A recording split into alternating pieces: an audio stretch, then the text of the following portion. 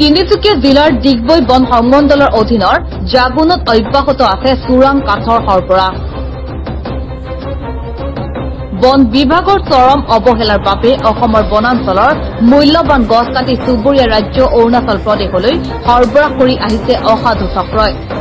জাগুন টিংকুপানী বনাঞ্চলৰ পৰা সৰবৰাহ হোৱা মূল্যৱান কাঠসমূহ অৰুণাচল প্ৰদেশৰ বিভিন্ন অঞ্চলৰ কাঠফলা উদ্যোগৰ পৰা পুনৰ অসমৰ বিভিন্ন জিলালৈ সৰবৰাহ কৰে একাংশ কাঠ ব্যৱসায়ীয়ে।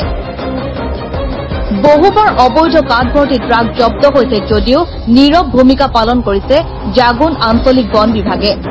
ডিগবৈ বন সংমণ্ডলৰ অধীনৰ জাগুন আঞ্চলিক বন বিভাগৰ কাৰ্যালয়ৰ নাকৰ তলেদি সৰবৰাহ হয় দৈনিক ৫-৬খনকৈ নথি পত্ৰবিহীন অবৈধ কাঠ ভৰ্তি ট্ৰাক।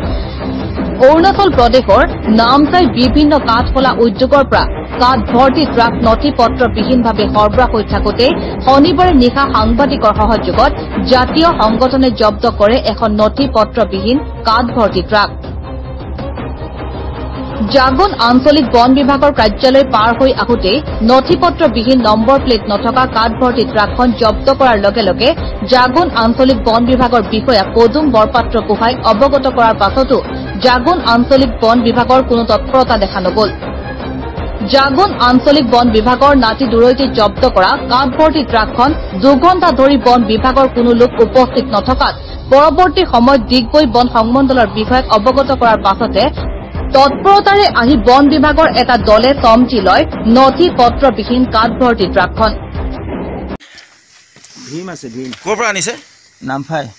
ক'ত লৈ যাব? তিনিচুকীয়া। কাৰ হয়? গুণীন গগৈ। গুণীন গগৈ। গাড়ী কাগজ পত্ৰ আছে? গাড়ী কাগজ পত্ৰ মালিকৰ লগত আছে। গুণীন গগৈ ক'ৰ হয়? ক'ৰ হয়? তিনিচুকীয়া। তিনিচুকীয়া। তিনিচুকীয়া। গাড়ী কাগজ পত্ৰ নাই, নম্বৰ প্লেট নাই। চব আছে মানে এইটো কি হ'ল সৰু গাড়ী। নম্বৰ প্লেট খুলি থৈছে? গাড়ী নম্বৰ প্লেট নাই নেকি? গাড়ীৰ নম্বৰ প্লেট পৰিলে কিজানি। পৰিলে আপোনালোকে সদায় আনে?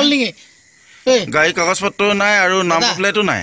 আছে চব আছে আনি তই নম্বৰ প্লেটটো কি ক'ৰ পৰা আনিব? দ্বিতীয় অফিচৰ পৰা আনিব নেকি?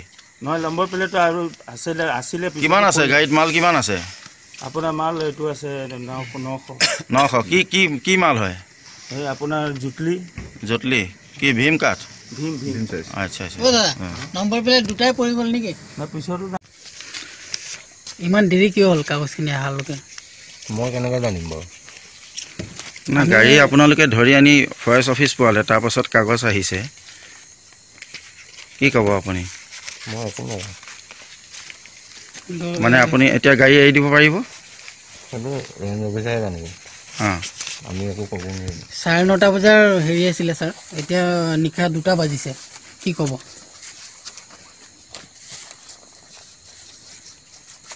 চাৰে 9টা বজাত ধৰা গাড়ী এতিয়া এনেকে আপোনালোকে সদায় পঠায় নেকি? দিনত আহিছোঁ মিছা কথা কেলে? গাড়ী আপোনাৰ 12:15 নিচা ৰখাইছে। দিনত চকা টকা বনাওঁ 9:30 কেতিয়া আহি পাইছে? হয়, দিনৰ 12টা বজাৰ পৰা ৰখিছিলে গাড়ী। দিনৰ গতিটো গধূলি ৰাতি 12টা। পিছে বহু পৰৰ পাছত জাগুন আঞ্চলিক বন বিভাগৰ কাৰ্যালয়ৰ চৌহদত কাঠ ভৰ্তি ট্ৰাকখন বন বিভাগে নিজৰ জিম্মাত ৰখাৰ পাছত এজন কাঠ বেপাৰী মহৰি আহি শেহতীয়াকৈ কাঠ ভৰ্তি ট্ৰাকখনৰ নথি পত্ৰ বন বিভাগক দাখিল কৰে। জব্দ কৰা প্ৰায় 4 ঘণ্টাৰ পাছত নথি পত্ৰ দাখিল কৰাত এক ৰহস্য সোমাই থকাটো নিশ্চিত হৈ পৰিছে। এই ক্ষেত্ৰত কাঠ ব্যৱসায়ীসকলৰ লগত জাগুন আঞ্চলিক বন বিভাগ গোপন মিতিৰালি থকাটো নুই কৰিব নোৱাৰি। ঘটনাৰ সন্দৰ্ভত বনৰক্ষী তথা বন বিভাগৰ লোকক সাংবাদিকে সোধা প্ৰশ্নৰ কোনো ধৰণৰ পোনপটীয়া উত্তৰ নিদি বৰঞ্চ বিষয়টোৰ পৰা ফালৰি কাটি আঁতৰি যোৱাৰ চেষ্টা কৰা পৰিলক্ষিত হয়।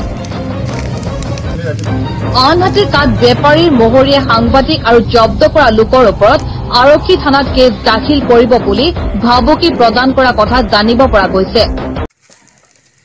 বিশেষ সূত্ৰে আমি গম পালোঁ যে এখন কাঠ ভৰ্তি ট্ৰাক এখন আহি আছে, আৰু সেই হেতুকে আমি আহি দেখিলোঁ হয় গাড়ীখনত কোনো কাঠ আছে, কিন্তু কোনো কাঠৰ কাগজ পত্ৰ নাই, নথি পত্ৰ নাই, আৰু লগতে গাড়ীখনৰ নাম্বাৰ প্লেটো নাই।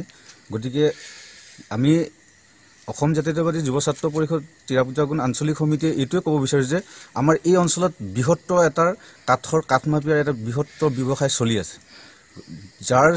যিটো ক্ষেত্ৰত আজি আমাৰ যিসকল ফৰেষ্ট ডিপাৰ্টমেণ্ট বন বিভাগ আজিও নিশ্চুপ হৈ আছে। গতিকে আমি এই নিচুপ হোৱা কাহিনীটোক আমি গৰিহণা দিছোঁ আৰু বিহিত ব্যৱস্থা ল'বৰ কাৰণে আমি বন বিভাগক আমি অনুৰোধ জনাইছোঁ। আজি কাঠখিনি ক'ৰ পৰা ইতিমধ্যে গাড়ী ড্ৰাইভাৰজনে কোৱা মতে কাঠখিনি আহিছে, ড্ৰাইভাৰজনে সোধা মতে কাঠখিনি আহিছে অৰুণাচল নামফাইৰ পৰা আহিছে বুলি কৈছে। কিন্তু এটা আমি ইতিমধ্যে আমি অনুমান কৰিছোঁ যে এই কাঠবিলাক যিবিলাক কাঠ আমাৰ অসমৰ মাজেদি গৈছে, আমি ক'ব বিচাৰিছোঁ যে এই কাঠবিলাক এইটো আমাৰ নিজৰ অসমৰ কাঠ হয়। আমাৰ অসমৰ পৰা নি অৰুণাচলত ফালি তাত অৰুণাচলৰ পৰা তাতে টিপি উলিয়াই আমাৰ অসমেদি পাৰ কৰিছে। গতিকে এইটো এটা বৃহত্তৰ চক্ৰ এটা চলি আছে। এই চক্ৰটোক বন্ধ কৰিবলৈ আমি অসম জাতীয়তাবাদী যুৱ ছাত্ৰ পৰিষদ তিৰাপ জাগোন আঞ্চলিক সমিতিয়ে বন বিভাগক একদম পূৰা সম্পূৰ্ণভাৱে দাবী জনাইছোঁ যে এই চক্ৰটোক অতি শীঘ্ৰে নিশেষ কৰি দিয়ক। এই সূত্ৰত বৰ্তমান এতিয়ালৈকে আমি গম পোৱা নাই, কিন্তু তিনিচুকীয়া এটা কাঠমাফিয়াৰ দল এটা আছে, সেই দলটোৰ নাম লৈছে। গতিকে সেই কাঠমাফিয়াৰ দলটোৱে কামখিনি কৰি আছে। ইতিমধ্যে জানিব পৰা মতে এই কাঠখিনিয়ে নাই কমচে কম 900 চেফটি কাঠ আছে। 900 চেফটি কাঠ কিমান মান মূল্যৰ হ'ব গম পাই নেকি? 900 চেফটি কাঠ মূল্য নাই কমে এইটো 3.5 লাখ 4 লাখ টকা হ'ব। ঠিক আছে, হ'ব দিয়ক, ধন্যবাদ।